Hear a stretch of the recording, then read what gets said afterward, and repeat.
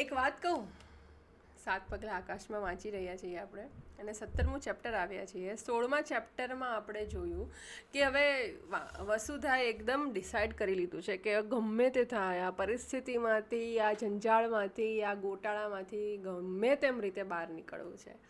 તો આ વસુધાના અંગમાં આગ આવી ગઈ છે, હવે જનૂન આવી ગયું છે. તો જનૂન ક્યાં જઈને ઊભું રહેશે આપણે જોઈએ. 17મું ચેપ્ટર વાંચું છું, 7 પગલાં આકાશમાં. સ્ત્રીઓના જીવન વિશે મેં ઘણા વર્ષોથી વિચાર કર્યો છે, માહિતી અને કિસ્સાઓની નોંધ રાખી છે.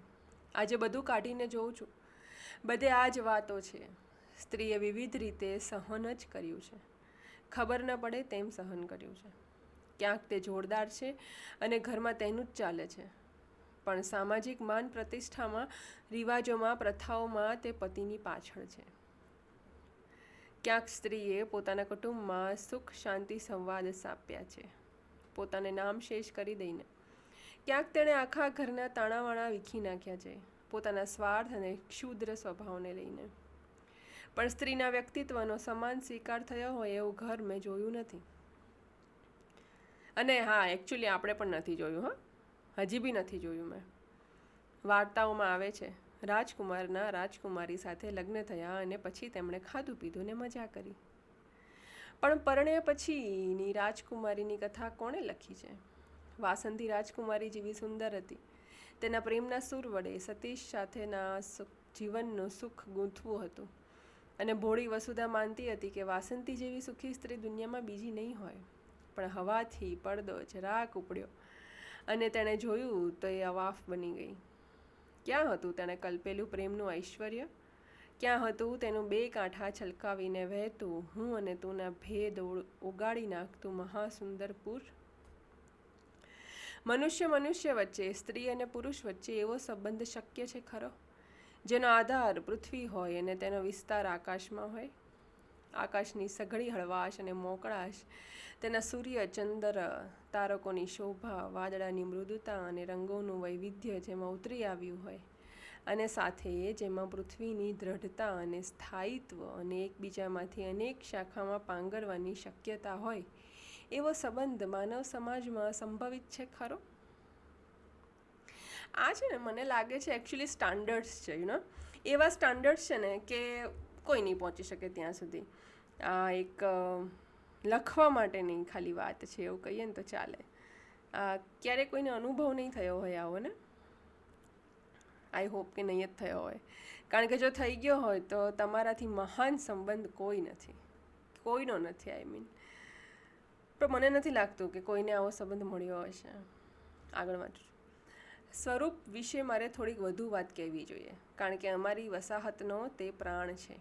હવે પેલું સ્વરૂપ આવી ગયું. સ્વરૂપ જે ઈશાનો ફ્રેન્ડ ખબર નહીં શું હતો, પણ એક કેરેક્ટર હતું જે ઈશાને સમજતું હતું, ઈશાની દોસ્તી ને ઈશાની એકલતા અને એને ક્યાં સ્પેસ જોઈએ છે, એને કેવી વાતો ગમે છે, સમજી શકતો હતો એ સ્વરૂપ. અને આજે લખ્યું છે ને એ ઈશાએ લખ્યું છે. ઈશા આપણી સાથે વાત કરી રહી છે, પેલા ફૂલઘરની આજુબાજુ જે બેઠી હતી ને એ ઈશા. વસુધા તો ત્યાં સુધી છે, પણ આજે આખી વાત કરીને એ ઈશાએ કરી છે. અને ઈશા પાછી એમ કે છે આપણને કે સ્વરૂપ વિશે મારે થોડીક વધુ વાત કહેવી જોઈએ, કારણ કે અમારી વસાહતનો તે પ્રાણ છે. જો કે તે પોતે ક્યારેય વર્તુળના કેન્દ્રમાં રહેવાનો પ્રયત્ન કરતો નથી. ડોન જુઆને એકવાર કહેલું કે પ્રાજ્ઞ પુરુષ તે છે જે ગોપન ભાવે જીવે છે. સ્વરૂપ એવો છે, તે લગભગ અદૃશ્ય હોય છે, તેમ તેની હાજરીનો કોઈના પર ભાર પડવા દેતો નથી. તે મૃદુ, શાંત, હળવો અને સહજ માણસ છે. પોતાની આસપાસ મુક્તિની હવા વહી રહેલી હોય છે અને તેની સાથે હોઈએ ત્યારે સારા થવાનું, હૃદયમાં ઉદારતા અને ઉમદા ભાવોનો અનુભવ કરવાનું અનાયાસ બને છે. મેં તમને આ પહેલાં કહ્યું છે કે સ્વરૂપ કૃષિ વૈજ્ઞાનિક છે. પહેલાં તે મોટી સરકારી કૃષિ સંશોધન સંસ્થામાં કામ કરતો હતો, પણ ત્યાંની ખટપટો, ભ્રષ્ટાચાર અને મૂળ વસ્તુ કરતાં બીજી જ બાબતોને પ્રાધાન્ય આપતી નીતિઓ વચ્ચે રહીને કામ કરવાનું તેને ફાવ્યું નહીં. તેનો હોદ્દો અને નામ મોટા હતા, પણ તે પોતાની પ્રતિષ્ઠા અને કીર્તિથી અળગો રહેનારો માણસ છે. બહુ જ સહેલાઈથી તે એ પદ, એ મોટો પગાર છોડીને અહીંયા આવી શક્યો છે. એક સાધારણ ખેત મજૂરની જેમ તે જમીન ખેડે છે, ઘાસ વાઢે છે, ક્યારાઓને પાણી પાય છે અને આવડો મોટો નિર્ણય કરતાં પહેલાં તેણે લગાર પણ ખચકાટ કે ભાર અનુભવ્યા નહોતા. માથે ઓઢેલી ટોપીને ઉતારીને બાજુ પર મૂકતો હોય એમ એણે એ રોનકભરી કારકિર્દી છોડી દીધી હતી. તેનામાં કોઈ જબરજસ્તી, હોઠ પીડીને કરેલા નિર્ણયો કે નિશ્ચયનું વજન જ નથી. તે તો અવાજ કર્યા વિના વહેતા પાણીના રેલા જેવો છે. નોકરી છોડીને તે દિવસે તે બહુ ખુશ થઈને ઘરે આવ્યો હતો. બારણામાંથી જ બૂમ મારેલી, ઈશા જોતો, હું તારા માટે એક સરપ્રાઈઝ લાવ્યો છું. અચ્છા, એટલે કદાચ ઈશા અને સ્વરૂપ હસબન્ડ વાઈફ છે. મને એમ કે કંઈક નવું ફૂલ હશે જે મેં આજ સુધી નહીં જોયું હોય. અને તેણે રાજીનામું આપ્યાની વાત કરી. એક ક્ષણ હું સ્તબ્ધ થઈ ગઈ. હવે કેમ કરીને ઘર ચલાવશું? તે હસીને બોલ્યો, કેમ? તારા લખાણોમાંથી થોડાક પૈસા તો મળશે ને? બાકી ખૂટશે એટલું આપણા બાંધવો આપશે. આ બાંધવો એટલે ઝાડ, છોડ, આખી વનસ્પતિ સૃષ્ટિ. સ્વરૂપ વૃક્ષ જગતને ચાહે છે એટલું કહેવું પૂરતું નથી. તેને મન એ અતિશય જીવંત, પ્રકાશિત સૃષ્ટિ છે અને સૃષ્ટિના આંતરજગતમાં તેનો પ્રવેશ થયેલો છે. કોઈક રહસ્યમય રીતે તેણે તેની સાથે સંવાદ સાધ્યો છે. તેનું કહેવું છે કે તેને વનસ્પતિના દેવતાઓ તરફથી સંદેશા મળે છે અને ખરેખર સાધારણ રીતે જે વસ્તુ જ્યાં ન ઉગી શકે ત્યાં તે વસ્તુ ઉગાડી શકતો હતો. એને છોડવા ખૂબ તાજા, લીલા અને તંદુરસ્ત લાગતા. ફૂલો અને ફળો બીજે બધે હોય એના કરતાં વધુ મોટા, વધુ ચમકતા અને વધુ રસાળ હતા. એટલે તો લોકો અમારો બાગ જોવા ઘણીવાર આવતા, અમારા ફળ ખરીદવા દૂરથી આવવાનો શ્રમ લેતા. પેલું ગ્રીન હેન્ડ્સ હોય, ખબર છે કોઈને? કે જે વાવે ને ઉગે જ. મારી પાસે તો એવું ગ્રીન હેન્ડ નથી. હું વાવું છું ને બિચારા મુરઝાઈ જાય છે, મને આવડતું નથી. પણ આ સ્વરૂપ છે ને, સ્વરૂપ જેવા માણસો ઘણા છે અહીંયા દુનિયામાં. શોધવા પડે તમારે, એની સાથે વાત કરવી પડે, એની સાથે સંવાદ રચવો પડે, એને જાણવા પડે, સમજવા પડે, જોવા પડે. તો આ એવો સ્વરૂપ છે. અમારી આખી વસાહતમાં પ્રેમ, શાંતિ અને સુંદરતાની જે મૃદુ લહેરીઓ વહ્યા કરે છે તેનું ઘણું ખરું શ્રેય સ્વરૂપને ભાગે જાય છે. પારિજાત, રાતરાણી, ગંધરાજ, જુઈ, ચમેલી, નેવરી, પરિચિત, અપરિચિત, કેટલી સુગંધો અહીંની હવામાં તર્યા કરે છે. ગુલછડી અને સ્પાઈડર લીલી, મોગરો, ડેઝીના સફેદ ફૂલો, પીળા લેન્ટાના અને પીળા મેરીગોલ્ડ સાથે પવનમાં હળવા હળવા નાચી રહે છે.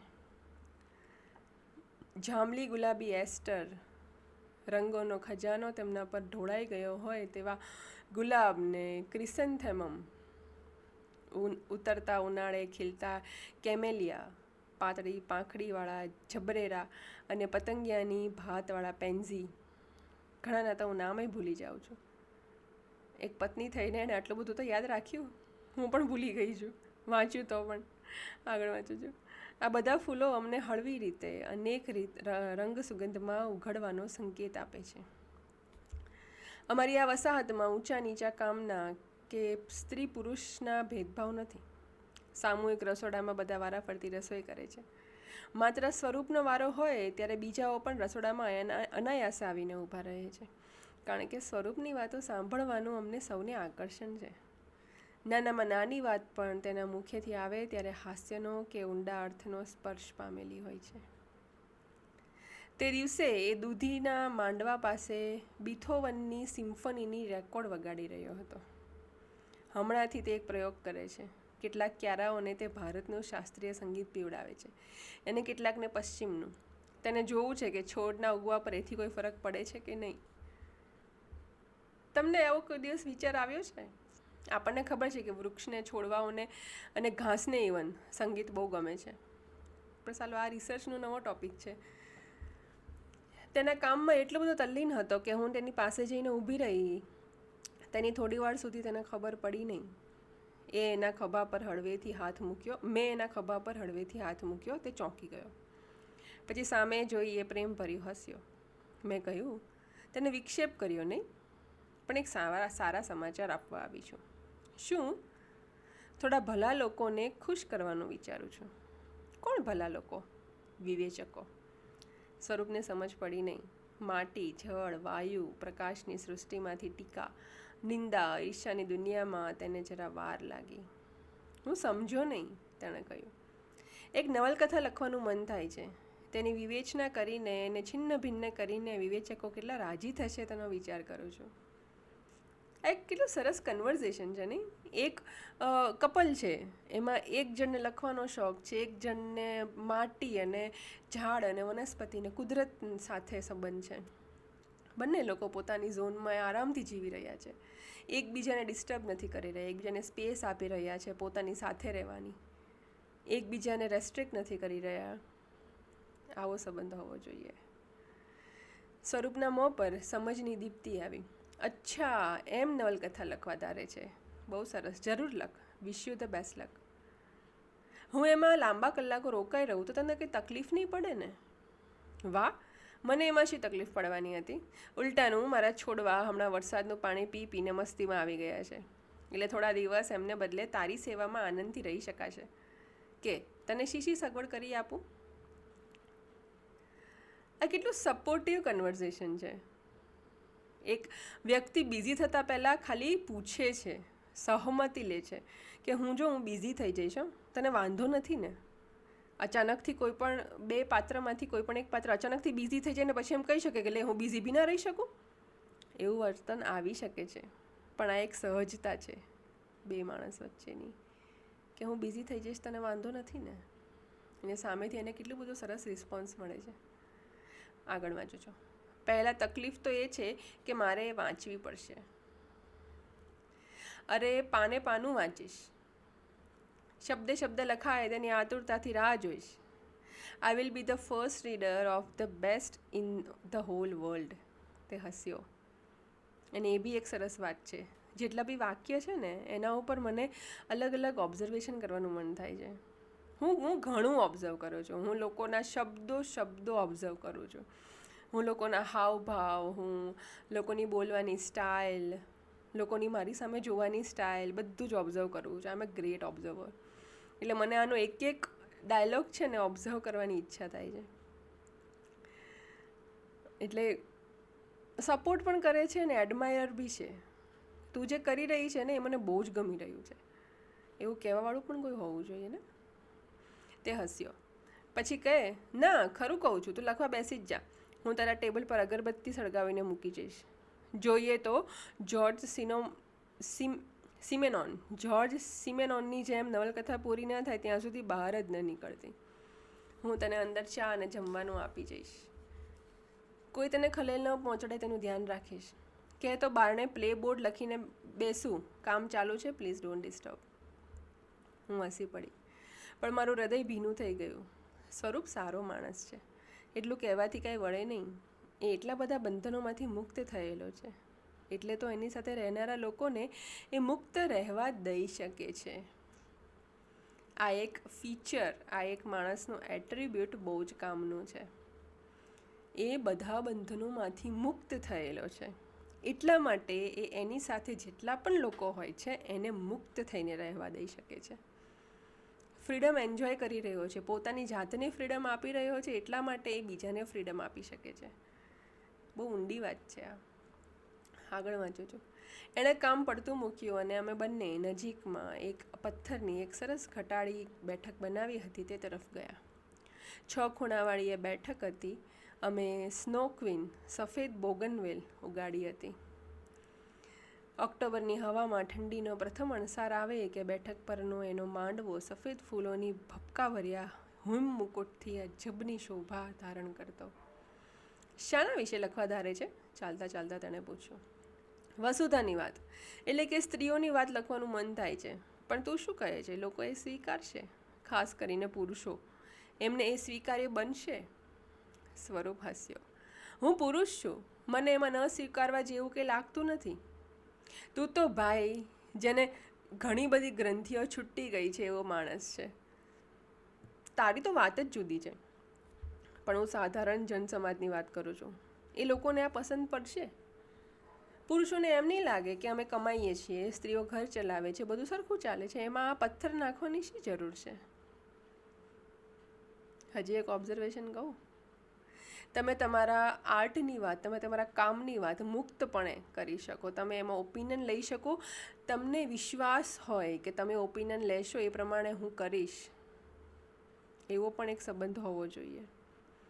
એવું નથી કહેતી કે હું હસબન્ડ વાઈફ તરફથી જ હોય, કોઈ પણ એવી એક જગ્યા હોવી જોઈએ. તો આ ઈશા માટેની જગ્યા આ માણસ છે. ટ્રેડ યુનિયનની હિલચાલ શરૂ થઈ ત્યારે ઉદ્યોગોના માલિકોને એમ જ થયું હશે કે મજૂરો કામ કરે છે અને અમે પગાર આપીએ છીએ, બધું શાંત સરખું ચાલે છે. ત્યાં મજૂરોની ના હકોની, સંચાલનના ભાગીદારની નવી વાત શરૂ કરી. મજૂર માલિકોના સંબંધ દોડી નાખવાની શી જરૂર છે? કોઈક પાછળથી બોલ્યું. અમે ડોક ફેરવી. વિનોદ હતો, સાથે એના પણ હતી. એટલે આ ટ્રેડ યુનિયનની વાત કરી અને કદાચ સ્વરૂપ ઈશાને સમજાવતો હતો કે એવું કાંઈ ના હોય યાર, જે ચાલી રહ્યું છે એમાં પથ્થર થોડો નાખવાનો હોય, તો પછી બદલાવ કેવી રીતના આવશે. અને પાછળ પાછી એના આવી ગઈ. એના નામની પણ એક કેરેક્ટર છે આપણી વાર્તામાં. સવાલ એમ છે કે ખરેખર બધું સરખું ચાલતું હોય છે ખરું? ઉપરથી શાંત સારું દેખાતું હોય તે અંદરથી પણ તેવું જ હોય છે ખરું? એનાએ કહ્યું. અરે સ્ત્રીઓનું શું? તેમને વસુધાની વાત વાંચવી ગમશે? મેં પૂછ્યું. જેમને એના જીવનમાં પોતાનું જીવનનું પ્રતિબિંબ દેખાતું હશે એમને એ ખૂબ સ્પર્શી જશે. પણ એવી સ્ત્રીઓ તો હશે જ જેમને પોતાનું જે છે એમાં બહુ સલામતી અને નિશ્ચિંતતા અનુભવાતી હશે.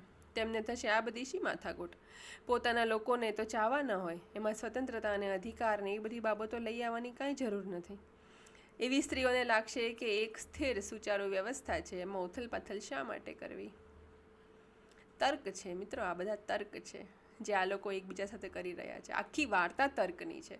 આમાં કોઈ ડિસિઝન નથી, આમાં કોઈ બ્લેમ ગેમ નથી, આમાં કોઈ વિક્ટિમ નથી, આમાં કોઈ એવી રીતના બહુ હાઈ લેવલનું વિલન નથી, કોઈ એવી હીરો હિરોઈન નથી, કોઈ પ્રોટાગોનિસ્ટ નથી, કોઈ જ નથી. તર્ક છે આખી વાર્તામાં. આગળ વાંચું છું. એ સ્થિરતા અને સલામતીમાં જેઓ સ્વર્ગ માને છે તેમનો સ્વર્ગ તૂટી પડે ત્યારે ક્યાં જાય એ ચાહના, ક્યાં જાય એ સુચારુ વ્યવસ્થા? એક તીક્ષ્ણ અવાજ આવ્યો. મિત્રા ક્યારની અમારી પાછળ આવીને ઊભી રહી હતી. તેની આંબાની આડશમાંથી તે બહાર આવી ત્યારે ખબર પડી. ધીમે ધીમે બધા હસબન્ડ વાઈફની વાત સાંભળી રહ્યા છે. એના આવી, હવે મિત્રા આવી. ખલાસ. મિત્રા આવી એટલે હવે જોરદાર ચર્ચા જામવાની. ખરેખર તો આ અમારા બધાનો કામનો સમય હતો, પણ અમે એટલું દિલ દઈને કામ કરીએ છીએ કે ઘડિયાળના બંધનોને ચુસ્તપણે વળગવાની અમને જરૂર નથી પડતી. પણ મને બીક લાગે છે કે આજે રસોઈની વાત ક્યાંય ઉડી ન જાય. આજે કોનો વારો હતો રસોઈનો? હિમરાણીના માંડવા નીચે અમે બધા આરામથી ગોઠવાયા. સ્વરૂપ તેની આદત મુજબ સૌની પાછળ બેઠો. અરે વાહ, આજે તો સમુદ્રમાંથી મંથન કર્યા વગર અમૃત મળશે એમ લાગે છે, મિત્રા બોલી પડી. સામેથી આલોપા આવી હતી, બીજી સ્ત્રી. હવે 3 જણા ભેગા થયા છે. એના, મિત્રા અને આલોપા. પેલા બંને તો છે જ. સાથે એનાનો પુત્ર અગ્નિવેશ હતો. પાછું નવું કેરેક્ટર આવ્યું, અગ્નિવેશ. અરે બાપરે, કેટલું ભારે નામ છે ને, અગ્નિવેશ. વાંચું છું આગળ. તેના હાથમાં નાનકડો કુંભ હતો. આલોપાના હાથમાં પ્યાલા હતા. આજે રસોઈનો કંઈ મારો વારો નથી, પણ તમને લોકોને બધાને આમ સાથે આનંદથી બેઠેલા જોયા એટલે એ આનંદને વધુ રસાળ બનાવવાનું મને મન થયું અને કુંભમાંથી ગાજરનો રસ બધાને પ્યાલી ભરીને આપ્યો. સફેદ ફૂલથી ઢંકાયેલા માળવા તળે પ્રિય મિત્રોના સાનિધ્યમાં પછીની કશી ચિંતા કર્યા વિના આરામથી બેસીને રસ પીતા ઉંમર ખય્યામની યાદ આવી ગઈ. કેટલીક વાર સાવ સાદી બાબતો કેટલી સુખ ભરેલી હોય છે. હવે શું કરશું આપણે? ગાઈશું? મેં પૂછ્યું. એટલે ઈશા. હા, આપણે ઈશાની વાત છે. હવે તો કામ કરવું જ નથી, એનાએ કહ્યું. આજે મજા કરીએ. લો, થઈ રહી મજા. મિત્રા નારાજીથી કોઈને જોઈને બોલી. સુશીલા આવી હતી, મિત્રાની માસીની દીકરી. એ અમારી વસાહતની સભ્ય નહોતી. અમારા કામમાં તેને રસ પણ નહોતો, પણ તે મિત્રાએ બનાવેલા ગાલીચા અહીંથી ખરીદીને વેચતી.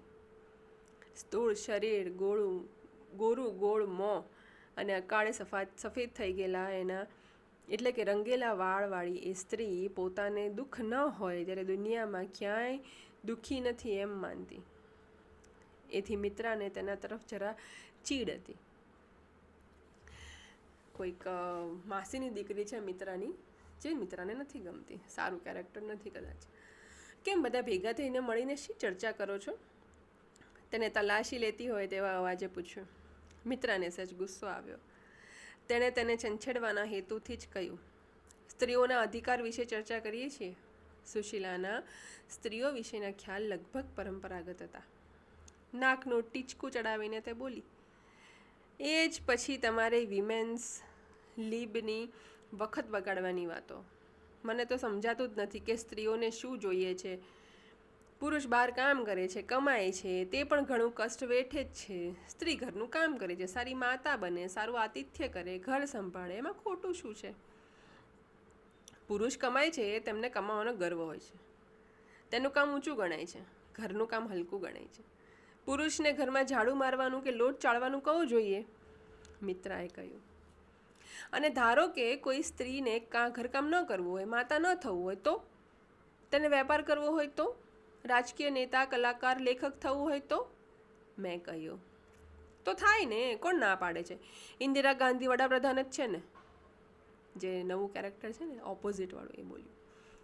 અને તેનામાં એના પતિ કરતાં વધારે બુદ્ધિ, વધારે કાર્યશક્તિ, વધારે પ્રતિભા હોય તો? હવે એના પણ ચર્ચામાં જોડાય. પછી તો ઘરકામ નહીં કરે તો ચાલશે?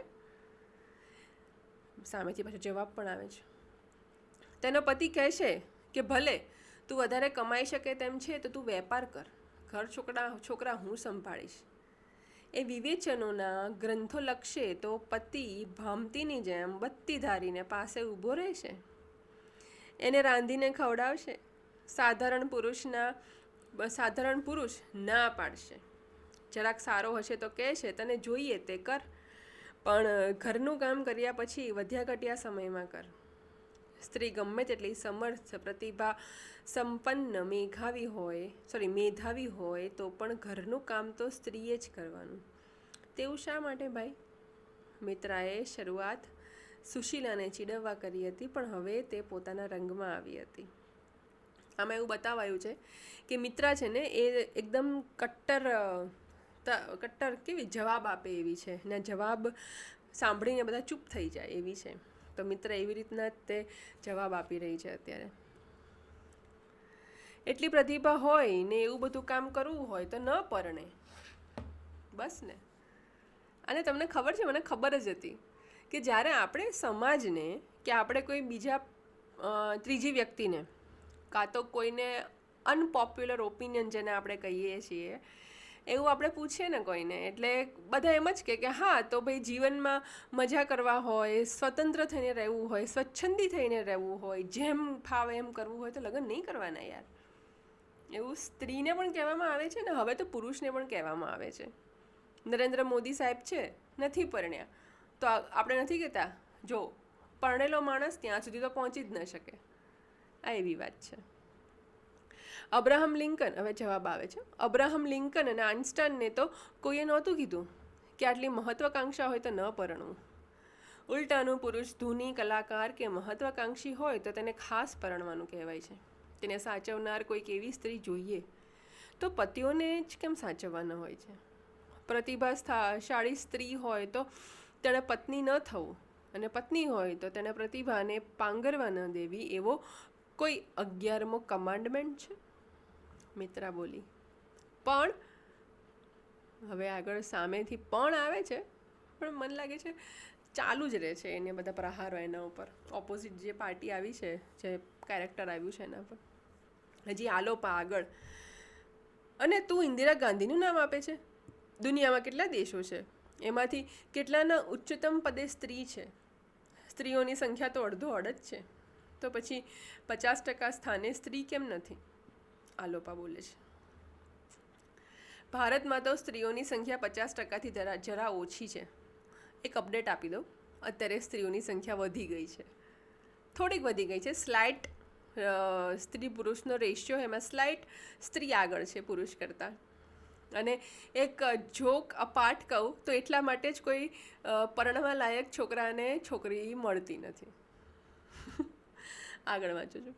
તો લગ્ન માટે છોકરીઓને જ વધારે મુશ્કેલી કેમ છે? એવું નથી, હવે એવું નથી, છોકરાઓને પણ લગ્ન માટે મુશ્કેલી છે. પણ આ તો વાર્તા છે ને, એટલે વાંચું છું. કુદનિકાબેને કીધું છે વર્ષો પહેલાં, આપણે જન્મ્યા પણ નહોતા.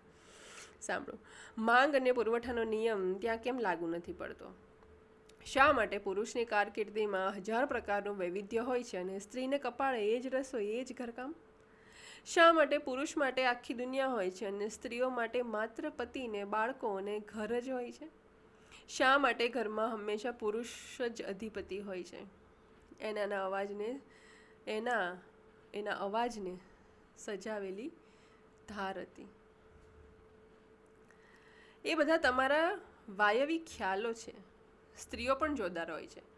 ઘણા ઘરોમાં તો સ્ત્રીઓનું જ ચાલતું હોય છે. સુશીલાનો અવાજ હવે પોલો થવા લાગ્યો હતો.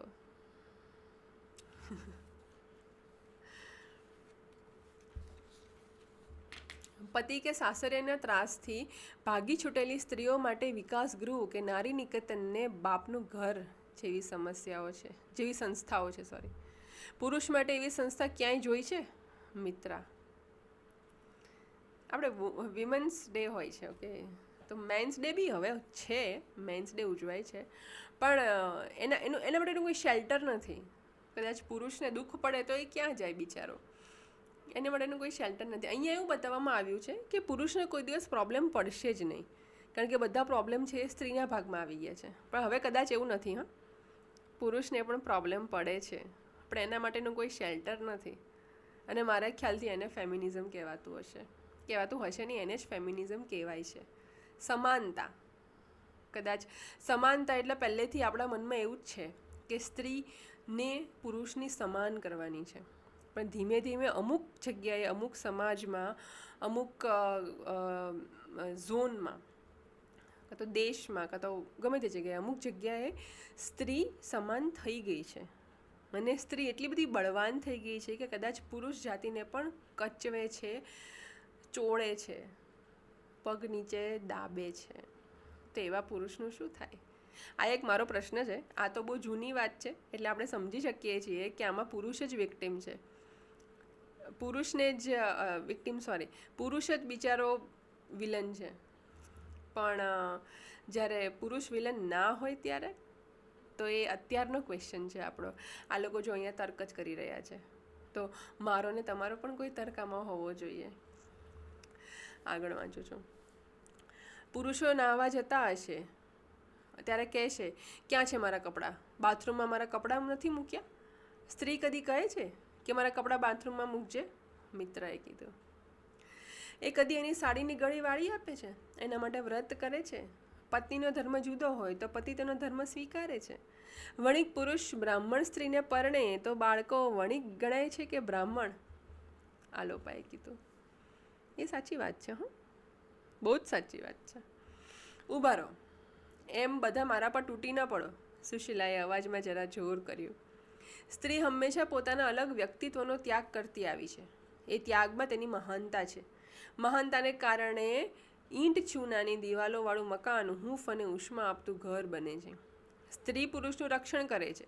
સ્ત્રી પુરુષને આધાર આપે છે. સ્ત્રીનું સ્થાન કંઈ ઉતરતું નથી. સુશીલાની વાત પણ સાચી છે. એકદમ ન્યુટ્રલ રીતે વિચારવા જઈએ તો આ તર્ક પણ સાચો છે. હવે આગળ વાંચું છું. તને ખબર છે સુશીલા કે સ્ત્રી આખી જિંદગી ઘરકામમાં ઘસી નાખે એ કામનું કોઈ મૂલ્ય જ નથી અંકાતું? એક કામવાળી ઘરકામ કરે તો તેને પગાર આપવો પડે છે, તે નેશનલ ઇન્કમ કહેવાય છે. પણ પુરુષ એ કામવાળીને પરણી જાય તો પગાર ન આપવો પડે. કામ એનું એ જ કરે, પણ પછી તેની નેશનલ ઇન્કમ ન ગણાય. સ્ત્રી વડે જ ઘર ચાલે છે, પણ સેન્સરના અહેવાલોમાં સ્ત્રીની કામગીરીને ભીખ અને ચોરીની બિન ઉત્પાદક પ્રવૃત્તિની હરોળમાં મૂકવામાં આવે છે. ખેડૂતોમાં સ્ત્રીઓ પુરુષોની જોડાજોડ કામ કરે છે, પણ આવક બધી પુરુષની ગણાય છે. અને સ્ત્રી કુટુંબની કમાનાર વ્યક્તિ ક્યારેય નથી ગણાતી. તને ખબર છે સુશીલા કે ખેતીના અમુક કામમાં સ્ત્રીઓ પુરુષો કરતાં 4 ગણું વધુ કામ કરે છે, પણ તેની મજૂરીનો દર પુરુષ કરતાં ઓછો હોય છે? મિત્રા ઊભી થઈને આગળ આવી. તને ખબર છે આ દેશમાં વિધવાઓની શી પરિસ્થિતિ છે? હજી એ સ્ત્રી અમુકની વિધવા તરીકે ઓળખાય છે. પુરુષ અમુકના વિધુર તરીકે કદી ઓળખાયો છે? તેના અવાજમાંથી ચિનગારીઓ ઉડવા લાગી. બેગમ અખ્તરના લગ્ન થયા ત્યારે તેમના પતિએ શરત મૂકી હતી કે તેમને બહાર ગાવું નહીં, અને સંગીત છીનવાઈ જવાથી તેમની તબિયત મરણતોલ થઈ ગઈ ત્યારે ગાવું નહીં. ત્યારે તેણે રજા તો આપી ગાવાની, પણ બીજી શરત મૂકી કે એમના પૈસા ઘરમાં લાવવા નહીં. આ રજા આપનાર એ કોણ? શરત મૂકનારની સત્તા કઈ? રૂકમણી એરુડેલે કહેલું કે નાનપણમાં તેમને નૃત્ય કરવાની તો શું, જોવાની પણ મનાઈ હતી, પણ ત્યારે નૃત્યો તો થતા જ હતા. કોણ હતા એના પ્રેક્ષકો? મજૂરી અને મનાઈની આ નીતિઓ કોણ નક્કી કરે છે? પૈસા કોના હાથમાં છે? એ પણ સાચી વાત છે. પણ હવે સુશીલાનો અવાજ થોથવાયો. મિત્રા તેની વધુ નજીક આવી. અચાનક જ સુશીલા સમજે તે પહેલાં તેને તેના ગળામાંથી મંગલસૂત્ર કાઢ્યું. આ શું છે? સુશીલા બેબાકડી થઈ ગઈ. અરે, એ તો મારું મંગલસૂત્ર છે. તેણે મિત્રાના હાથ પર એ પાછું લેવા ઝપટ મારી. મિત્રાએ સિફતથી હાથ સેરવી લીધો. હાથ ઊંચો કરીને આંગળીઓથી એને ઝુલાવતી બોલી, આ તું શા માટે પહેરે છે? આ કાળા મણકાની તુચ્છ માળા તું શું કરવા આખોય વખત ગળામાં પહેરી રાખે છે? આપી દે મને, મારું મંગળસૂત્ર પાછું આપી દે. એ મારા સૌભાગ્યની નિશાની છે. સુશીલાનો અવાજ ફાટી ગયો. સૌભાગ્ય? મિત્રા તુચ્છતાથી બોલી. અને તારા પતિનું સૌભાગ્યનું શું? એ કેમ તારા માટે થઈને મંગળસૂત્ર પહેરતો નથી? તું એનું સૌભાગ્ય નથી? આ તારો ચાંદલો પણ સૌભાગ્યનું ચિહ્ન છે નહીં? તારો પતિ કેમ ચાંદલો નથી કરતો? તારું ભાગ્ય એને આશ્રિત હોય, પણ એનું ભાગ્ય તને આશ્રિત ન હોય, તો સાથી તું કહે છે કે સ્ત્રી પુરુષનો જીવન અધિકાર સમાન છે? આમાં એક મને વાત યાદ આવે છે. એકદમ ન્યુટ્રલ રીતે વિચારીએ ને તો શણગાર એ સ્ત્રીનું એક મહત્વનું એક સેક્ટર છે કે સ્ત્રીએ શણગાર કરવો પડે. પુરુષના શણગારની કોઈએ વાત નથી કરી. પુરુષ કેવી રીતના સુંદર લાગવો જોઈએ, પુરુષ એ શું પહેર્યું હોય તો સ્ત્રીને પુરુષ સુંદર લાગે, પુરુષને કંડારવો કેવી રીતના, પુરુષના આભૂષણો શું, પુરુષ પરણેલો છે એ કેવી રીતના ખબર પડે. અને મારા ખ્યાલથી તો પુરુષ પરણેલો છે એ એના એટીટ્યૂડમાં, એની પર્સનાલિટીમાં, એની વાતમાં, એની મેચ્યોરિટીમાં ખબર પડે. જેમ કે આ સ્વરૂપ છે, ખબર પડી જાય કે એકદમ લોયલ હસબન્ડ છે અને કોઈનો હસબન્ડ છે, હી ઇઝ ટેકન, એવું ખબર પડી જાય. સ્ત્રીને શું છે કે શણગાર છે ને, શણગાર કરે છે સ્ત્રી. પણ આ તો શું છે કે આ એક નોર્મલ વાત છે, પ્લેટોનિક વાત છે, કે જે એવી ઇમેજિનરી વાત છે. મારી પાસે આ એક તર્ક છે, પોઈન્ટ છે મારો આ, કે એક સમજવા જેવી વાત છે ને. થવાનું નથી આવું, એવું બંધ નથી થવાનું. કોઈ મંગળસૂત્રને કોઈ નકારો નથી આપી દેવાનો કોઈ સમાજ. આભૂષણ છે યાર. અને એ જ તો સ્ત્રીને મંગળસૂત્ર પહેરવામાં મજા પણ આવતી હોય છે, કેમ કે સ્ત્રીને સોનું ગમે છે. પુરુષને એટલા સોનુંથી પુરુષને એટલો પ્રેમ નથી હોતો જેટલો સ્ત્રીને હોય છે. તો આ એક ઇમોશન છે. પણ આ ઇમોશન જ્યારે પેલું ગળા ફાંસો થઈ જાય ને ત્યારે થોડોક ફેર પડે છે. તો આ વાર્તામાં એક ગળા ફાંસો અત્યારે બતાવી રહ્યો છે મંગળસૂત્રને. આગળ વાત કરું, આગળ વાંચું. હિમરાણીનો મંડપ સ્તબ્ધ થઈ ગયો. આવી જ્વાળાઓ આ પહેલાં અહીં કદી ભભૂકી નહોતી. સુશીલા ગુસ્સાથી થડ ધ્રુજી રહી. શું બોલવું તે તેને સૂઝ્યું નહીં. મિત્રાએ તિરસ્કારથી માળા તેના તરફ ફેંકી. તારા જેવી સ્ત્રીઓને બંધિયાર થયેલી માન્યતાઓ જ સ્ત્રીઓની હીન દશા ચાલુ રહેવા માટે જવાબદાર છે. સુશીલાએ માળા ઝડપી લીધી. ગળામાં નાખતા તે રડવા જેવી થઈ ગઈ હતી. ડૂમો પાછો ધકેલી માંડ બોલી, હવે હું કદી નહીં આવું. કદી હું આ ગાલીચા વેચવામાં મદદ કરતી હતી, હવે નહીં કરું. હવે હું અહીં કદી પગ નહીં મૂકું. તે ઉઠીને એક હાથે માળા ઉપાડીને કોઈના તરફ જોયા વિના દોડી ગઈ. આ મારા પર્સપેક્ટિવથી તો આ ખોટું થયું, કારણ કે સુશીલાના સાથે મંગળસૂત્ર સાથે એની એક ફિલિંગ, એક લાગણી બંધાયેલી હતી કદાચ, પણ ઇમોશન્સ હતું સુશીલાનું. પણ આજે મિત્રાએ કર્યું ને એકદમ પ્રેક્ટિકાલિટી હતી, લોજિકલ વાત હતી, જે પણ ખોટી નથી. આપણે એને ખોટી તો ના જ કહી શકીએ, ન તો સુશીલાની વાતને ખોટી કહી શકીએ, જેમ મેં તમને કીધું. પુરુષનો પણ મને તો એવું લાગે છે કે પુરુષનો પણ શણગાર હોવો જોઈએ ને. એવું નથી કહેતી હું કે પુરુષ બુટ્ટી પહેરે, માળા પહેરે, હાથમાં બંગડી પહેરે, પણ પુરુષ એવો વર્તાવો જોઈએ કે એ પરિણીત છે. અને અમુક પુરુષો એવા હોય છે કે વર્તાઈ જાય છે કે ના હું પરિણીત છું. તો આ ધીમે ધીમે ફેરફાર આવી જ રહ્યો છે આપણા સમાજમાં. હું ના નથી પાડતી, પણ જ્યાં નથી ને આપણે એની વાત કરીએ છીએ. 17મું ચેપ્ટર હતું 7 પગલાં આકાશમાં, જે પતી ગયું છે. કુન્નિકાબેન અલગ અલગ ચેપ્ટરમાં અલગ અલગ વસ્તુ લઈને આવે છે, અલગ અલગ કિસ્સાઓ લઈને આવે છે. અને આ બધા કિસ્સાઓમાં આપણને રોજ રાત્રે વિચારતા મૂકી દે છે. વધુ સમય નહીં લઉં હવે, 35 મિનિટ એકચ્યુઅલી થઈ ગઈ છે. તો શાંતિથી હવે સૂઈ જાઓ. આવતીકાલે આપણે 18મું ચેપ્ટર